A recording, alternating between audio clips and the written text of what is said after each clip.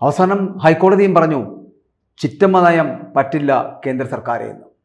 അതായത് ഉരുൾപൊട്ടലിൽ ജീവിത സമ്പാദ്യമൊക്കെ മുഴുവനും നഷ്ടപ്പെട്ട വയനാട് മുണ്ടക്കൈ ചൂരൽമല നിവാസികളുണ്ടല്ലോ, അവരുടെയൊക്കെ ബാങ്ക് വായ്പ അടക്കം എഴുതിത്തള്ളണം, അല്ലെങ്കിൽ അവരുടെ ബാങ്ക് വായ്പയ്ക്ക് എന്തെങ്കിലും ഒരു തീരുമാനമുണ്ടാക്കണമെന്ന് പറയുമ്പോൾ അത് എഴുതിത്തള്ളാനാകില്ല എന്ന കേന്ദ്ര സർക്കാരിൻ്റെ നിലപാട്. സത്യത്തിൽ ആ നിലപാടിൽ ആർക്ക് വേണമെങ്കിലും വ്യസനമുണ്ടാകും. അപ്പോൾ തന്നെയാണ് ഹൈക്കോടതി ഇപ്പോൾ അതിനെതിരെ പൊട്ടിത്തെറിച്ചിരിക്കുന്നത്. കേന്ദ്ര സർക്കാരിനോട് ഇത്തരത്തിലുള്ള ചിറ്റമ്മ നയം സ്വീകരിക്കേണ്ട ആവശ്യമുണ്ടോ എന്നുള്ള തരത്തിലുള്ള ഒരു ചോദ്യത്തിലേക്ക് അത് പോകേണ്ടി വന്നു എന്നുള്ളതാണ്. അപ്പോൾ ചിറ്റമ്മ നയം കേരളത്തിനോട്, അല്ലെങ്കിൽ ഈ മുണ്ടക്കൈ നിവാസികളോട്, ചുരൽമലയിലുള്ള ആൾക്കാരോട് പറ്റില്ല എന്ന് തന്നെയാണ് ഇപ്പോൾ ജസ്റ്റിസ് AK ജയശങ്കർ നമ്പ്യാരും ജസ്റ്റിസ് ജോബിൻ സെബാസ്റ്റ്യനും അടങ്ങിയ ഡിവിഷൻ ബെഞ്ചിൻ്റെ ഉത്തരവിൽ പറയുന്നത്. കാരണം ഇങ്ങനൊരു സമീപനം സ്വീകരിക്കാൻ പാടില്ല. അവിടുത്തെ ജനങ്ങൾ അഭിമുഖീകരിക്കുന്ന പ്രശ്നങ്ങൾക്ക് ശാശ്വതമായൊരു പരിഹാരം കാണേണ്ടതുണ്ട്. നമുക്കറിയാമല്ലോ, കഴിഞ്ഞ ദിവസമൊക്കെ ഇവിടുന്ന് നമ്മുടെ മുഖ്യമന്ത്രിയൊക്കെ കോന്തം കൊല്ലത്ത് പോയതുപോലെ ഇവിടെ നിന്ന് അങ്ങ് ഡൽഹിക്ക് പോയിട്ടുണ്ട്. അവിടെ എന്തോ പരിപാടി എന്ന് ചോദിച്ചു കഴിഞ്ഞാൽ, കേരള മുഖ്യമന്ത്രി പിണറായി വിജയൻ നിർണായകമായിട്ടുള്ള ചില ചർച്ചകൾ നടത്തുന്നതിന് വേണ്ടിയിട്ടാണ് അമിത്ഷായുമായിട്ടും നരേന്ദ്രമോദിയുമായിട്ടും കൂടിക്കാഴ്ച നടക്കാനായിട്ട് ഡൽഹിയിലെത്തിയതെന്നൊക്കെ പറയുന്നുണ്ട്. എങ്കിൽ കൂടിയും കാര്യങ്ങളൊന്നും വ്യക്തത ഉണ്ടാവുന്നില്ല എന്നുള്ളതാണ്. ഇന്നാണെങ്കിൽ കേന്ദ്ര ആഭ്യന്തരമന്ത്രി അമിത്ഷായുമായിട്ട് കൂടിക്കാഴ്ച നടത്തുന്നുണ്ട്. നാളെ പ്രധാനമന്ത്രി നരേന്ദ്രമോദിയായിട്ടും കൂടിക്കാഴ്ച നടത്തുന്നുണ്ട്. സംസ്ഥാനത്തിൻ്റെ അതിപ്രധാനമായിട്ടുള്ള ചില കാര്യങ്ങൾ, നിരവധി ആവശ്യങ്ങൾ, ഇതൊക്കെ ഈ കൂടിക്കാഴ്ചയിൽ പങ്കുവയ്ക്കേണ്ടതുണ്ട്. വയനാടിന് വേണ്ടിയിട്ടുള്ള കാര്യം അതാണ് ഞാൻ പറഞ്ഞത്. വയനാടുമായിട്ട് ബന്ധപ്പെട്ട് വരുന്ന വിഷയങ്ങളിൽ ഈ മുണ്ടക്കൈ ചുരൽമല നിവാസികളുടെ പ്രശ്നങ്ങൾക്ക് ശാശ്വതമായൊരു പരിഹാരം ഉണ്ടാക്കേണ്ടതുണ്ട്. കേന്ദ്ര പാക്കേജ് എന്ന് പറയപ്പെടുന്നത് കുറഞ്ഞുപോയി എന്നുള്ള ആകെ ഉള്ളത് കുറഞ്ഞു പോയതാണ് ഇവിടുത്തെ കേന്ദ്ര സഹായം എന്നത് മാത്രമായിരിക്കും ചിലപ്പോൾ കേരളത്തിൽ നിന്ന് പോയ മുഖ്യമന്ത്രി പ്രധാനമന്ത്രിയെയും അമിത്ഷായേക്കും അറിയിക്കുക എന്ന് മാത്രമാണ് അറിയാൻ കഴിയുന്നത്. അല്ലാതെ വലിയ ചർച്ചകളൊക്കെ ഉണ്ടായി അതിലൂടെ മുണ്ടക്കൈ നിവാസികൾക്ക് ഏതെങ്കിലും, അല്ലെങ്കിൽ ചൂരൽമല നിവാസികൾക്ക് ഏതെങ്കിലും തരത്തിലുള്ള ധനസഹായമോ അതുമായി ബന്ധപ്പെട്ടുള്ള സഹായങ്ങളോ ഒക്കെ ലഭിക്കുമെന്നുള്ള കാര്യത്തിൽ ഒരു പരിഹാരം ഉണ്ടാകുമെന്ന് തോന്നുന്നില്ല. കാരണം ഇപ്പോഴത്തെ യാത്രയുടെ ലക്ഷ്യം അതാകണമെന്നില്ല എന്നുള്ളതാണ്. കാരണം തദ്ദേശ സ്വയംഭരണ തെരഞ്ഞെടുപ്പ് എടുക്കുന്നു, നിയമസഭാ തെരഞ്ഞെടുപ്പ് വരാൻ പോകുന്നു. ഇതിൻ്റെയൊക്കെ പശ്ചാത്തലത്തിൽ ഈ ഉരുൾപൊട്ടലിൽ ജീവിത സമ്പാദ്യമൊക്കെ മുഴുവൻ നഷ്ടപ്പെട്ടവർക്ക് വേണ്ടിയിട്ടുള്ള ഒരു യാത്രയാണിതെന്ന് അനുമാനിക്കാൻ പോലും കഴിയുന്നില്ല എന്നുള്ളതാണ്. കാരണം നമുക്കറിയാലോ, ഈ വയനാട് ദുരന്തവുമായി ബന്ധപ്പെട്ടിട്ട് ഇതിൻ്റെ ഒരു പുനർനിർമ്മാണ പ്രക്രിയ ആരംഭിക്കണമെന്ന് പറഞ്ഞുകൊണ്ട് വയനാടിൻ്റെ പുനർനിർമ്മാണത്തിന് വേണ്ടി ഒക്ടോബർ 1 കേന്ദ്ര സർക്കാർ പ്രഖ്യാപിച്ച കേന്ദ്ര സഹായം എന്ന് പറയപ്പെടുന്നത് ഒരിക്കലും നമുക്ക് അംഗീകരിക്കുവാൻ കഴിയുന്നതല്ല എന്ന് കൂടി പറഞ്ഞുകൊണ്ട് ആ സമയത്താണ് ഇപ്പോൾ ഈ ഉരുൾപൊട്ടലിൽ ജീവിത സമ്പാദ്യമൊക്കെ നഷ്ടപ്പെട്ടവർ അവർ എടുത്തിരുന്ന ലോൺ അടക്കം, അവരുടെ ലോണുകളടക്കം എഴുതിത്തള്ളണം, ആ ബാങ്ക് വായ്പകളടക്കം എഴുതിത്തള്ളണമെന്ന് പറയപ്പെടുന്നതിനോട് യോജിക്കാൻ കഴിയുന്നില്ല എന്നുള്ളൊരു സമീപനത്തിലേക്ക് കേന്ദ്ര സർക്കാർ എത്തിയത്. സത്യത്തിൽ അങ്ങനെ ഒരു സമീപനം സ്വീകരിക്കുന്നത് ശരിയാണോ? ജീവിത സമ്പാദ്യം മുഴുവൻ പോകുന്നു, ജീവിതത്തിൻ്റെ എല്ലാ അർത്ഥത്തിലും കിടന്ന ഭൂമി വരെ, ഉള്ള വീട് വരെ നഷ്ടപ്പെടുന്നു, ജീവനുകൾ നഷ്ടപ്പെടുന്നു. അങ്ങനെയുള്ള ഒരു യാഥാർത്ഥ്യം എന്തുകൊണ്ടാണ് ഇവർക്ക് മനസ്സിലാക്കാൻ കഴിയാതായി പോകുന്നത്? വേറെ ഏതെങ്കിലും ഒരു സംസ്ഥാനത്ത്, അല്ലെങ്കിൽ BJP ഭരിക്കുന്ന ഒരു സംസ്ഥാനത്താണെങ്കിൽ ഇത് നടക്കുമോ എന്നതടക്കമാണ് ചിറ്റമ്മ നയം കേരളത്തിനോട് എന്തിന് കാണിക്കുന്നു എന്ന് ഹൈക്കോടതിക്ക് ചോദിക്കേണ്ടി വന്നത് എന്ന് പറയേണ്ടിയിരിക്കുന്നു. അപ്പോൾ ആ ഒരു സമീപനം സ്വീകരിക്കുന്നത് ശരിയാണ്? ഒരിക്കലും ശരിയല്ല. കാരണം ഈ ബാങ്കുകൾ എന്നൊക്കെ പറയുന്ന RBIയുടെ നിയന്ത്രണത്തിലാണ്. അതൊക്കെ ശരി തന്നെയാണ്. അതുകൊണ്ട് ബാങ്ക് വായ്പ എഴുതി തള്ളാൻ കഴിയില്ല എന്ന് പറയപ്പെടുന്നത് RBI നിയന്ത്രിക്കുന്നത് അടക്കമുള്ള കാര്യങ്ങൾ നമ്മൾ ചർച്ച ചെയ്യപ്പെടേണ്ടതല്ലേ? ഒരു ഗവൺമെൻറ്, ഒരു സർക്കാരിന് ചെയ്യാൻ കഴിയാത്ത കാര്യങ്ങളാണോ നമ്മുടെ ഒരു രാജ്യത്ത് നടക്കുന്നത് എന്നുള്ളതാണ്. അപ്പോൾ ഇപ്പോൾ ഈ വായ്പ എഴുതിത്തള്ളലുമായിട്ട് ബന്ധപ്പെട്ട് വരുന്ന വിഷയങ്ങളിലൊക്കെ ആഭ്യന്തരമന്ത്രി അത്തരത്തിലൊരു സത്യവാങ്മൂലം നൽകി അതാണ് ഇങ്ങനെ വായ്പ എഴുതി തള്ളാൻ പറ്റില്ല എന്നുകൊണ്ട് കോടതിയിൽ കൊടുത്തത്. പക്ഷെ അത് ഇപ്പോൾ തള്ളിയിരിക്കുകയാണ്. കാരണം ഒന്നും ചെയ്യാൻ കഴിയാത്ത ഒരു സർക്കാരാണോ എന്ന് ചോദിക്കേണ്ടി വരില്ലേ?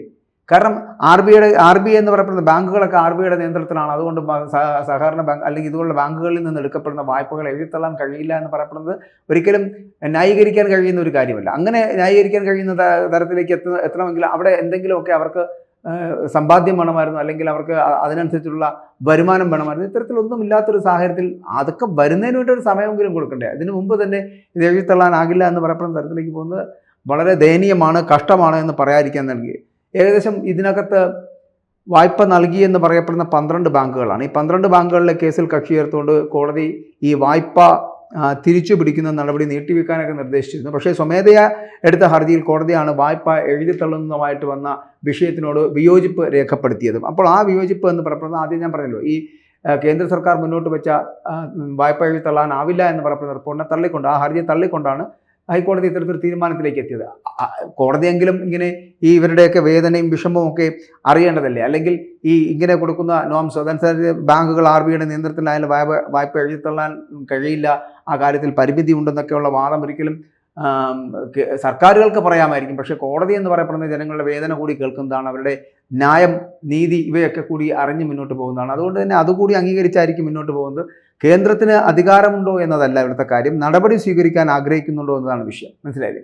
അല്ലാതെ ഈ അധികാരമുണ്ടോ എന്നത് ഭരണഘടന വായിക്കുന്ന ആർക്കും മനസ്സിലാകുന്ന ഒരു കാര്യമാണ്. പക്ഷേ അതിനപ്പുറം നമുക്ക് എന്തെങ്കിലും നടപടി സ്വീകരിക്കുവാനുള്ള ഒരു ആഗ്രഹം അതിനകത്തുണ്ടായിരുന്നാൽ അത് നമുക്ക് നിവർത്തിയെടുക്കാൻ കഴിയുന്ന കാര്യമാണ്. അപ്പോൾ അത് ചെയ്യാൻ എന്തുകൊണ്ട് കഴിയുന്നില്ല ഒരു സർക്കാരിന് എന്നുള്ള ഒരു വലിയ ചോദ്യമാണ്. അപ്പോൾ ഇന്നത്തെ പല കാര്യങ്ങളിലും ഈ സ്വാഭാവികമായിട്ട് ജനങ്ങൾക്കുണ്ടാകുന്ന ഈ ബുദ്ധിമുട്ടുകളെ അഭിമുഖീകരിക്കാൻ കഴിയുന്നില്ല എന്നുണ്ടെങ്കിൽ ജനാധിപത്യ സംവിധാനത്തിലൂടെ എന്തിനാണ് ഓരോ സർക്കാരുകളെ നമ്മൾ കെട്ടിപ്പൊക്കി എടുത്തുകൊണ്ട് വരുന്നതെന്നൊരു ചോദ്യം ഉണ്ടാകില്ലേ? ശരിയാണ്, ഭരണഘടന വാഗ്ദാനം ചെയ്യുന്ന, ഭരണഘടന എഴുതി വെക്കുന്ന പല കാര്യങ്ങളോടും ചിലപ്പോൾ നമുക്ക് ആ തരത്തിൽ മാത്രമേ അതിനോട് ചേർന്ന് പോകാൻ കഴിയുകയുള്ളൂ. പക്ഷേ എങ്കിൽ കൂടിയും ചില കാര്യങ്ങളിൽ ഇതുപോലുള്ള നിസ്സഹായ അവസ്ഥയിലേക്ക് എത്തപ്പെടുന്ന ജനങ്ങളെ നമുക്ക് അവരെ ജീവിതത്തിലേക്ക് തിരിച്ചു കൊണ്ടുവരേണ്ടതുണ്ട്. അങ്ങനെ ജീവിതത്തിലേക്ക് തിരിച്ചു കൊണ്ടുവരണമെന്നുണ്ടെങ്കിൽ സ്വാഭാവികമായിട്ടും എന്ത് വേണം? അവരെ കൈപിടിച്ച് കയറ്റുവാനും അവരുടെ കടബാധ്യതകളിൽ നിന്ന് അവരെ ആക്കാനുമുള്ള ഒരു ശ്രമം നടത്തണം.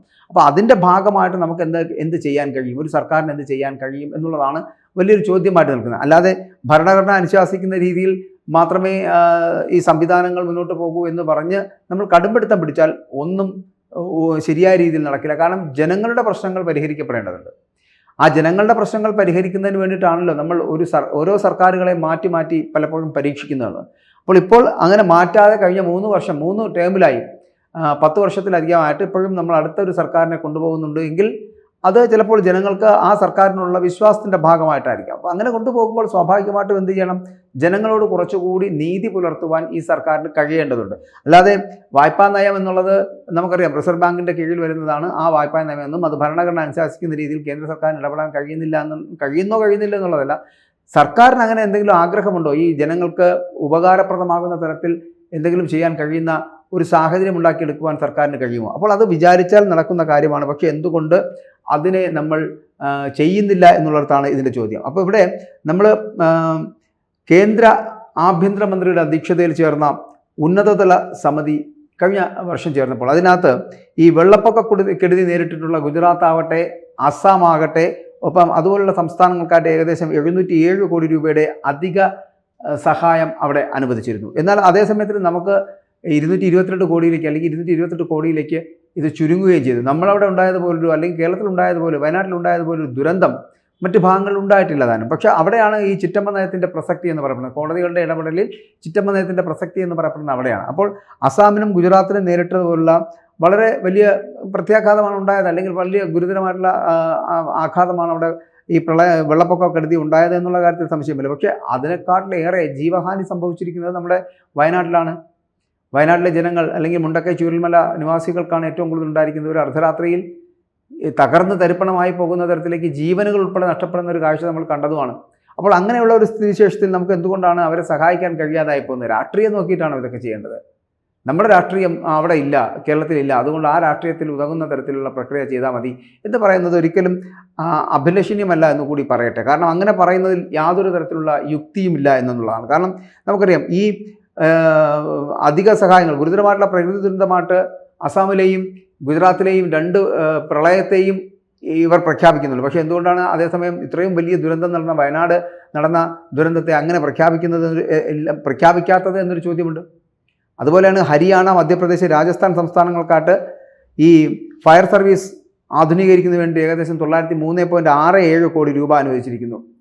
ഇതും ഇതിൻ്റെ ഭാഗമായിട്ടുള്ളതല്ലേ. അവിടെ നടക്കുന്ന കാര്യങ്ങൾക്ക് ഇത്രയും കൃത്യമായിട്ടെല്ലാം ചെയ്യാൻ കഴിയുന്നുണ്ട്. അതായത് ഹരിയാനയിലും മധ്യപ്രദേശിലും രാജസ്ഥാനിലും ഗുജറാത്തിൽ, ആസാം പോലുള്ള സംസ്ഥാനങ്ങളിലൊക്കെ ഇതൊക്കെ നടത്തുന്നുണ്ടെങ്കിൽ കേരളത്തിൽ എന്തുകൊണ്ടാണ് അത്തരത്തിലൊരു സമീപനം സ്വീകരിക്കാത്തത് എന്നുള്ള ചോദ്യത്തിനാണ് പ്രസക്തിയാവുന്നത്. അതുകൊണ്ടാണ് ഹൈക്കോടതിയുടെ ഇടപെടലുണ്ടാകുന്നത്. നീതി തേടി എത്തുന്നവർക്ക് ഈ നിയമത്തിൻ്റെ പരിരക്ഷ അല്ലെങ്കിൽ നീതിയുടെ പരിരക്ഷ കോടതിയിൽ നിന്നെങ്കിലും ലഭിക്കേണ്ടതുണ്ട്. കോടതികൾ വളരെ കൃത്യമായിട്ട് ഇടപെട്ട് അത് ജനങ്ങൾക്ക് ലഭിക്കേണ്ട സഹായം അത് വളരെ കൃത്യമായി വാങ്ങിക്കൊടുക്കേണ്ടതാണ്. ഇല്ലെങ്കിൽ ഈ ഞാൻ പറഞ്ഞ പോലെ ഈ വയനാട്ടിലുള്ള ഉരുൾപൊട്ടലുമായി ബന്ധപ്പെട്ട് മുണ്ടക്കൈ ചൂരൽമല നിവാസികൾക്ക് ഉണ്ടായ നഷ്ടം എന്ന് പറയപ്പെടുന്നത് അവരുടെ ജീവിത അവസാനം വരെ നികത്താൻ കഴിയാത്തതാണ്. അവർക്ക് നഷ്ടപ്പെട്ടവർ അച്ഛനമ്മമാർ നഷ്ടപ്പെട്ടവർ, കുട്ടികളെ നഷ്ടപ്പെട്ടവർ, ഭാര്യയെ നഷ്ടപ്പെട്ടവർ, ഭർത്താവിനെ നഷ്ടപ്പെട്ടവർ, സഹോദരനെ നഷ്ടപ്പെട്ടവർ, മക്കളെ, മകനെ ഒക്കെ നഷ്ടപ്പെട്ടവർ, കണ്ണീരും കയ്യുമായി ബാക്കിയാകുന്നവർ, അവരുടെ ജീവിത സമ്പാദ്യങ്ങൾ ഒലിച്ചുപോയവർ, വീടടക്കം ഒലിച്ചുപോയവർ, അങ്ങനെ ജീവിതത്തിൻ്റെ ഒരു കോണിൽ നിന്ന് മറുകോണിലേക്ക് എത്താൻ കഴിയാതെ നിസ്സഹായരായി നിൽക്കുന്ന ജനങ്ങളെ ഒന്ന് പിടിച്ചു കയറ്റുവാൻ, ഇനി അവരുടെ തൊഴിലെന്താണ്, അവരുടെ ജീവിതമാർഗം എന്താണ്, അതിലൂടെ അവരെങ്ങനെയാണ് എത്ര കൊല്ലം കൊണ്ടായിരിക്കും ഇനി ഒരു വീട് വയ്ക്കുക, അങ്ങനെയുള്ള നിരവധി പ്രശ്നങ്ങൾ, പ്രതിസന്ധികൾ അവരുടെ മുന്നിലുണ്ട്. ആ പ്രശ്നങ്ങൾക്കൊരു ശാശ്വത പരിഹാരം വേണമെങ്കിൽ ഉടനെ ഒരു വായ്പാ തിരിച്ചടവ് അല്ലെങ്കിൽ എടുത്ത വായ്പ അടയ്ക്കാൻ വേണ്ടിയിട്ട് മാസാമാസം അതിന് പണം കണ്ടെത്തുക എന്നൊക്കെ പറയുന്നത് ഈ ഒരു അവസ്ഥയിൽ അവർക്കതൊരു ബുദ്ധിമുട്ടാണ്. കാരണം അതിൽ നിന്ന് അവരെ കരകയറുവാൻ കുറച്ച് വർഷങ്ങൾ തന്നെ വേണ്ടി വരും അതിനോടൊപ്പം ചേർന്ന് സഞ്ചരിക്കുവാൻ. അതുകൊണ്ട് അതിനുള്ള സമയം പോലും നൽകാതെ മനുഷ്യത്വരഹിതമായ രീതിയാണ് ഈ കേന്ദ്ര സർക്കാർ സ്വീകരിച്ചിരിക്കുന്നതെന്ന് പറയേണ്ടിയിരിക്കുന്നു. കാരണം വായ്പ എഴുതിത്തള്ളൽ എന്ന് പറയപ്പെടുന്നത് നടപ്പിലാകാൻ കഴിയില്ല, അല്ലെങ്കിൽ എഴുതിത്തള്ളാനാകില്ല എന്ന് പറയപ്പെടുന്നത് വയനാട് ചൂരൽമല നിവാസികളോട് കാണിക്കുന്ന ഏറ്റവും വലിയ ക്രൂരതയാണ് എന്ന് പറയാതിരിക്കാൻ കഴിയില്ല. കൂടുതൽ വാർത്തകളും വിശേഷങ്ങളും നിങ്ങളിലേക്ക് എത്താൻ ABC മലയാളം സബ്സ്ക്രൈബ് ചെയ്യുക, ബെൽ ബട്ടണും അമർത്തുക.